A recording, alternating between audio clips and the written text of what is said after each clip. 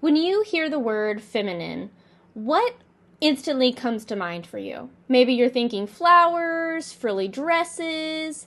Maybe it's something a little bit more personal, like wimpy, shimpish, weak, or overly emotional. Today, I'm going to share with you my personal journey in becoming more feminine, and I also hope to sort of touch upon the surface of why these beliefs about being feminine and the beliefs that being feminine is weak or wrong or whatever, why those beliefs are wrong. Hello and welcome to my channel. My name is Ellison, and on this channel I help women discover who they are, tap into their intuition, and shamelessly live out of their passions and their purposes. So if that is something that you feel like you are interested and you want to learn more about, then I definitely suggest you're gonna click on the subscription button.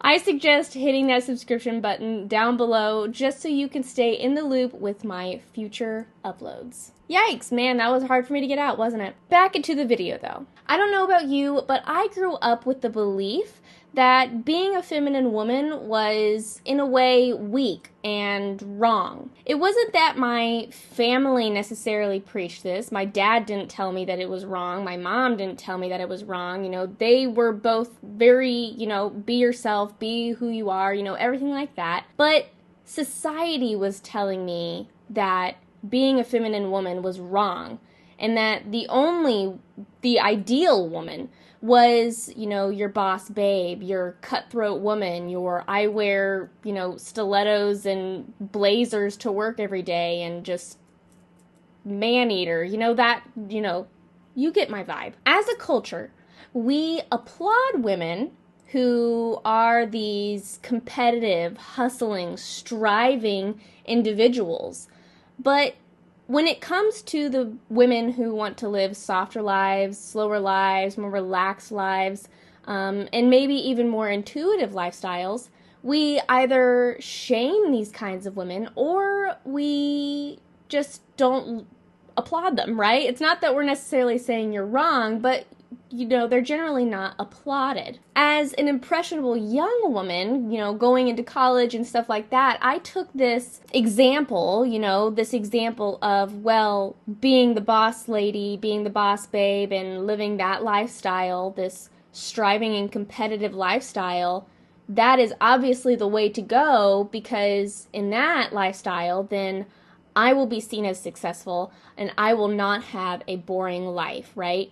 That woman is seen as very capable, very successful, very, intelligent. And that's how I wanted to be perceived.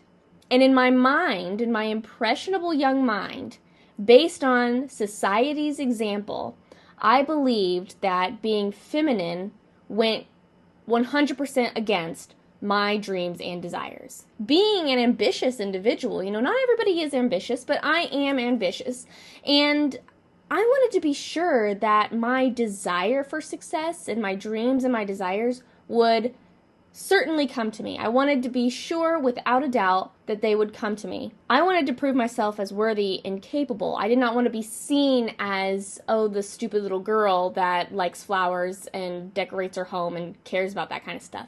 That's not what I wanted to be seen as, and that's what I thought being a feminine woman meant. So in order to achieve this, I'll call it a facade because it really wasn't very natural, but in order to achieve this, I turned to hard work, striving, and putting myself on this pedestal. It went deeper than me just, working hard and getting good grades and, being intelligent and, putting a good foot forward or anything like that. It went way deeper beyond that.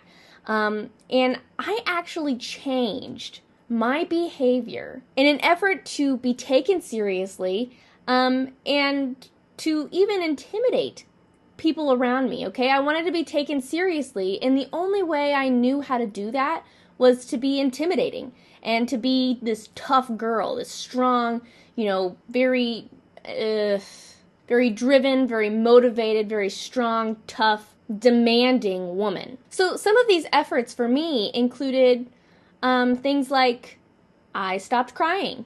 I actually trained myself not to cry. And that's something that I'm currently working on untraining myself of, actually, because crying is very healthy and very important. But no matter what, no matter how hurt I was, no matter how injured I was, no matter how pained I was, and how overwhelmed I felt by an emotion, I would not cry. I trained myself not to cry.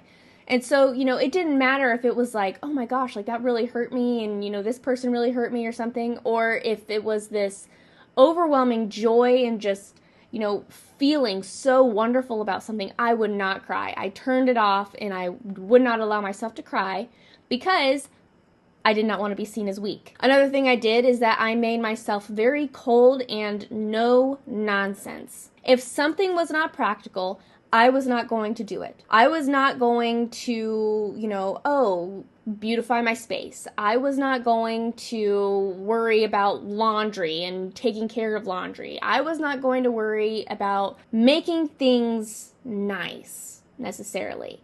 That comfortable, nurtured feeling, I was not going to nurture, and I was not going to comfort, and I was not going to do any of that, right? Because a man wouldn't do that, right? I did these things. I became very cold and no nonsensical because I perceived that men did not do that. In my mind, if I did not act like a man, then I was not going to be taken seriously. I was not going to be seen as an intelligent woman. Again, a man would not decorate, a man would not nurture, a man would not comfort. Most men.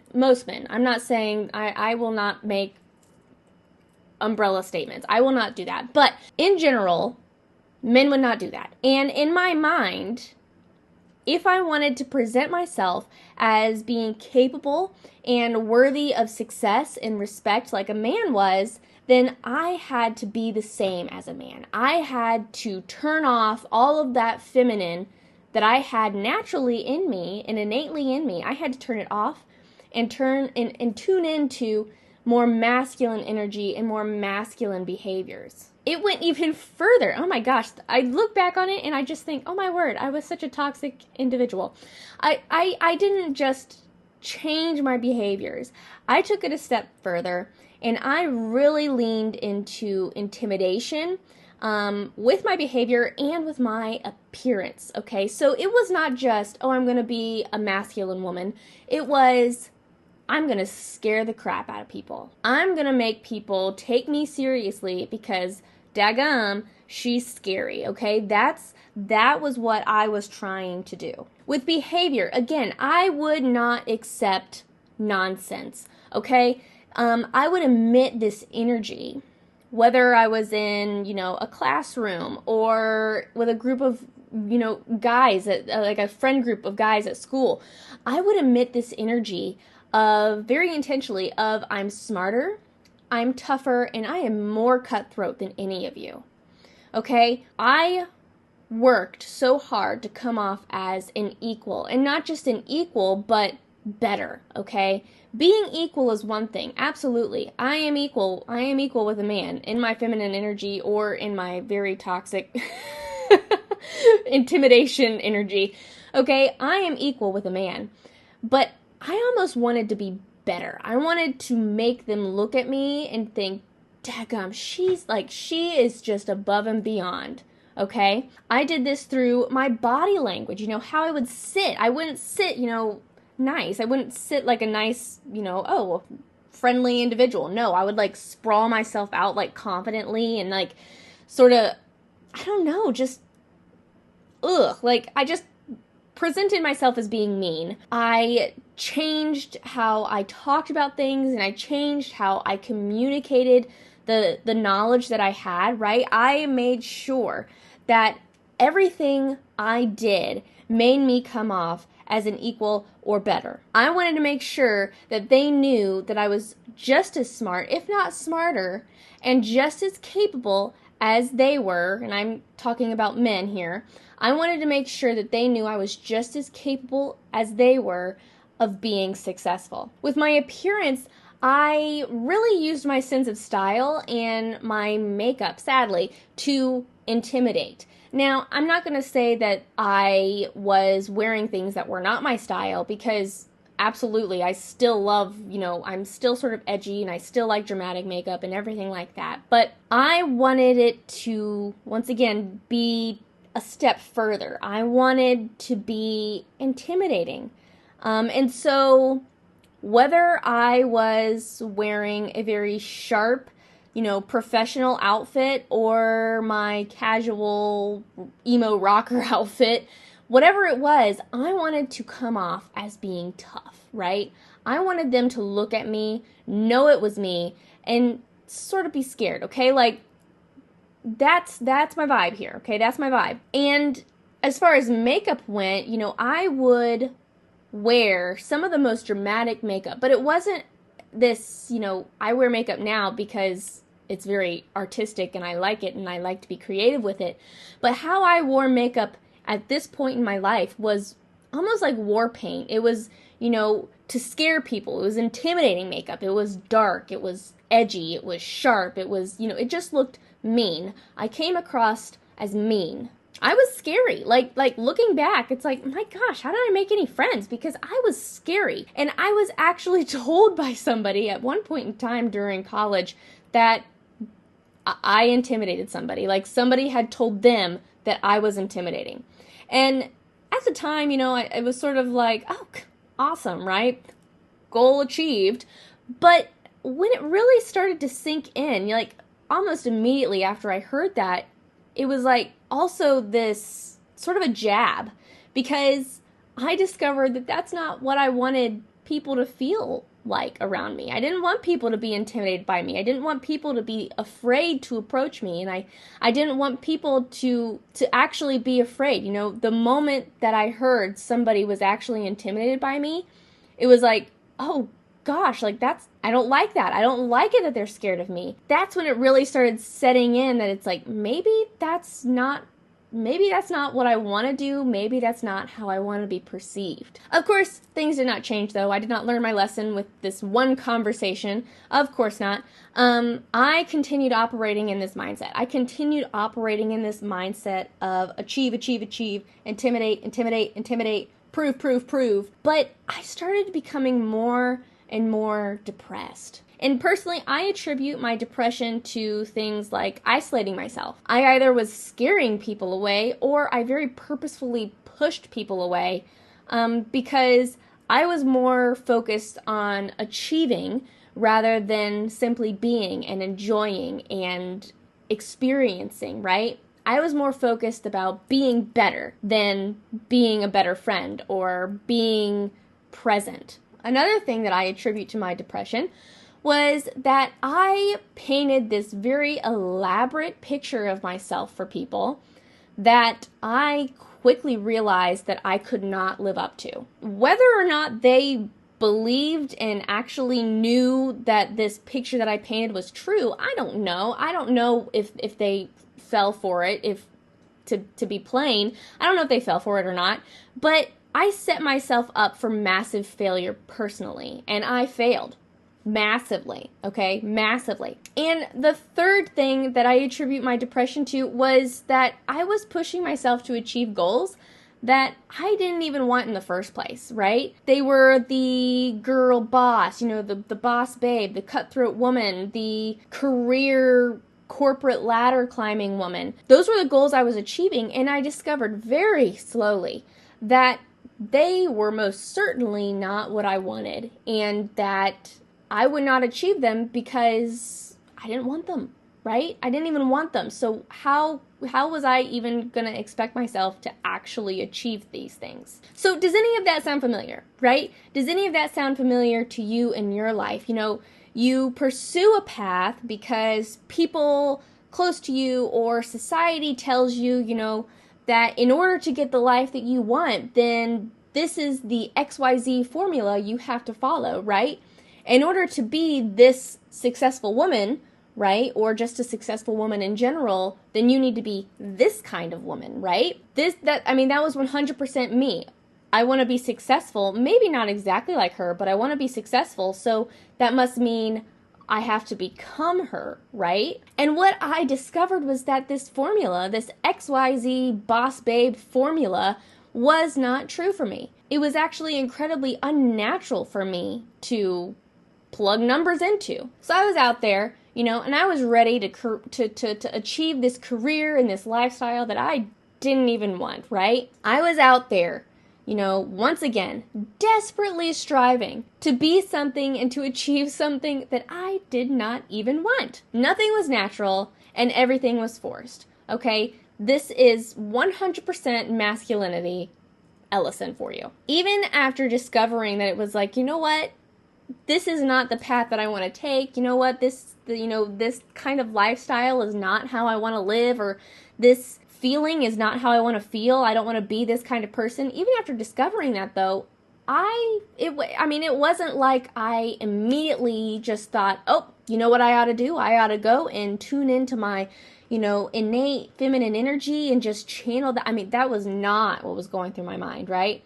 Instead, I desperately and very, very unhealthily tried to achieve the exact opposite of what I was toxically trying to achieve before, right? So I had to completely rediscover myself because I was completely lost, okay? I was completely lost. So I came to that conclusion that I did not want to be this, but I had not yet figured out how I was going to become what I wanted to be. I didn't even know what I wanted to be. I had no idea what I was doing wrong, and I had no idea what I wanted to do instead of what I had been pursuing for so long. So I graduated in 2020, and for the last 3 years, I've been searching, right? I have been searching, and unfortunately, I continued striving, just striving for different things that maybe I did want, or things that I thought I wanted, right? But striving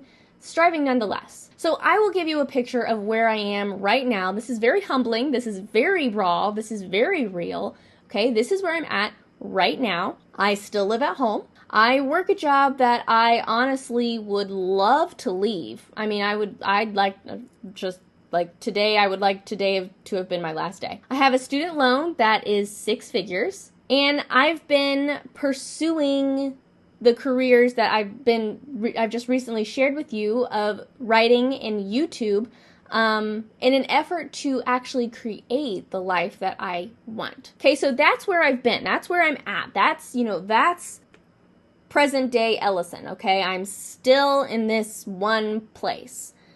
And nothing had changed until about 6 months ago. 6 months ago, I was introduced to the idea of feminine energy and channeling your feminine energy and what that actually was. Last fall, I came to understand that I was still holding on to a lot of limiting beliefs and grudges that I needed to let go of and release. But what I didn't understand was what I needed to receive, and I didn't know how to receive. And so instead of, I've released all of these limiting beliefs and I've released all of these grudges and I've forgiven people, now I can just receive the life that is coming to me. No, that is not what it looked like. It looked like, okay, I've forgiven these people, now I can strive for something else, right?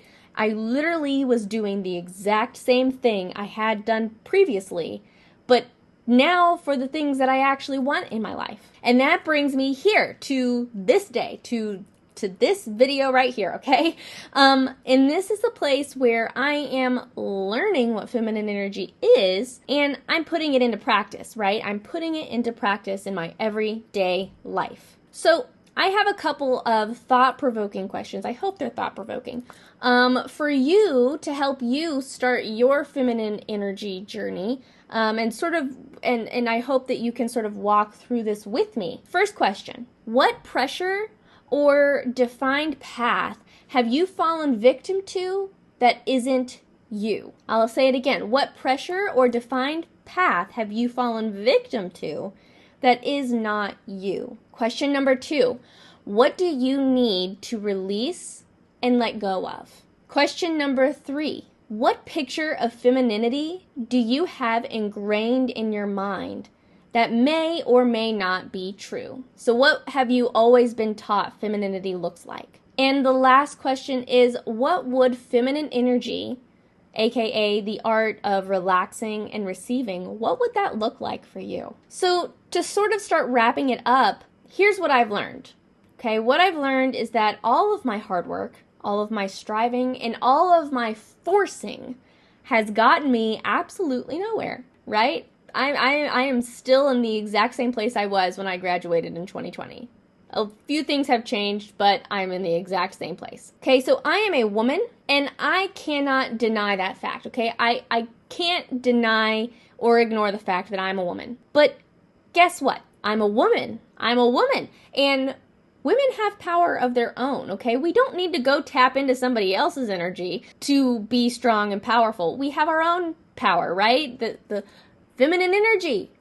Duh, right? I mean, we have our own little bubble of power, right? That is equally as powerful as masculine energy. I am not a man, okay? I am not a man, and I can't expect to have the glowing results that a man would have if I acted like a man, right? I need to operate out of my natural state, which is 70%, if not more, of feminine energy. Which, I mean, when you really think about it, okay, everybody wants to make feminine energy out to be very weak and femininity out to be very weak. But let me, share this with you. What is so weak about having the power to feel your way towards truth and simply receive the blessings that life has to give to you? What is so weak about being magnetic?